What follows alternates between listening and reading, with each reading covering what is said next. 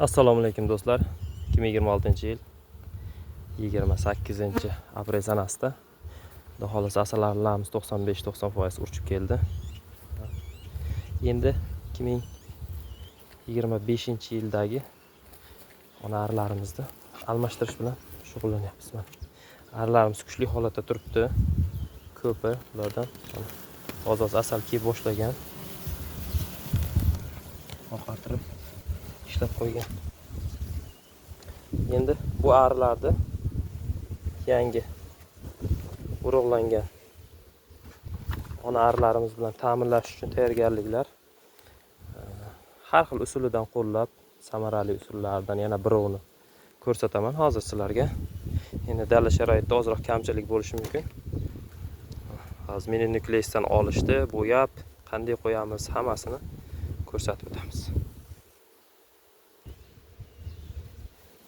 Buning uchun bizga kerak bo'ladi biguda qapaschalarimiz va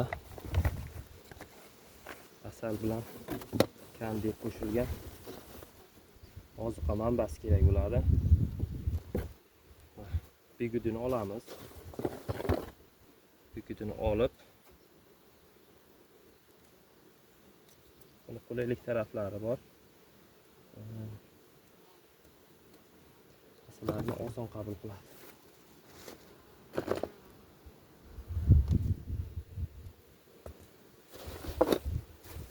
Mana bigudimiz tayyor holatda mana bunday bo'ladi. Bu ajraydi mana.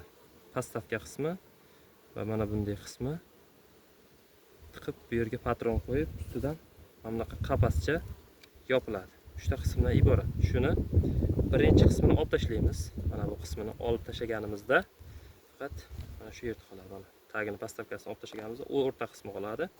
O'rta qismi mana ko'rib turganingizdek tagi teshik. Bu nima uchun? Bu kandini olamiz, to'ldiramiz.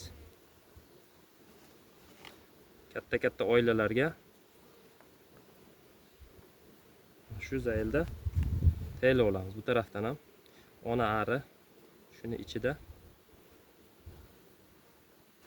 yurib, ovqatlanib 4 kun, 5 kunlab endi bigudini setkalik joyiga kiydiramiz. Yaxshilab kiydirganimizdan keyin endi mana bunaqangi oddiy одноразовый salofan paketdan bitta gugurt qutidan ozroq kattaroq qilib kesib olamiz. Kesib olib, buni oddiy skoch bilan mana bu joyini kandi qismini yopib olamiz.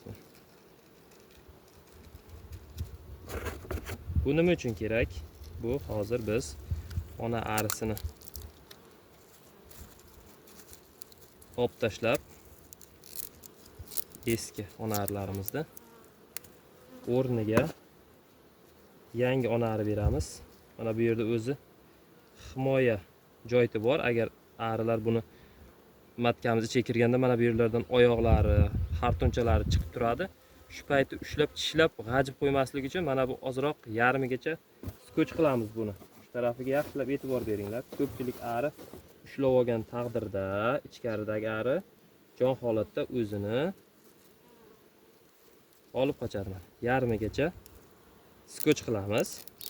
O'shanda agar arilar bunga o'rgani, buni feromonini, buni hidlarini olib, rost mana o'ziga kelib olguncha ona arimiz pastda yashab turadi va doimiy agar bu yerdan hujum bo'lganda pastga borib ovqatlanadi. Chunki ishchi arilar, eski, yoshi katta ishchi arilar buni ichidagi matkamizni chaynashga harakat qiladi. Mana idishimiz tayyor. Mana orqasini paketlab qo'yganimizning sababi hozir arilar bunga rost mana 2 sutka, 3 sutkalab o'rganib olguncha o'zlarini bosib, bu ona aridan chiqayotgan xushbo'y hidga o'zining eski ona arisini unutib bunga o'rganadi. Mana shu ona urug'langan ona bizga tezroq chiqsa edi deb bunga talpinadi va arilar o'zini xotirjam tutgandan so'ng biz 2-3 sutka, ba'zan 4-5 sutka ham mashina ichida tura oladi.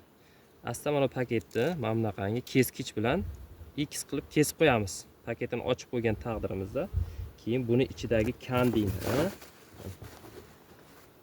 kandini, arilar tili bilan yeb bu yoqdan ichkari, buni ichida qafasda bir ikkita ichkari bo'ladi va ona ari bo'ladi. Ikkalasi yeb uchrashib, tili bilan shu yerdan uchrashib, biz mana bu ona arini qutqardik. Biz endi onasizlikdan xalos bo'lamiz deb turib, bular xursandchilik bilan, tantana bilan ona arini kutib olishadi. O'zlarini bosgan holatda. Endi hozir bunga ona arini solish va qo'yish jarayonlarini ham qilib o'tamiz.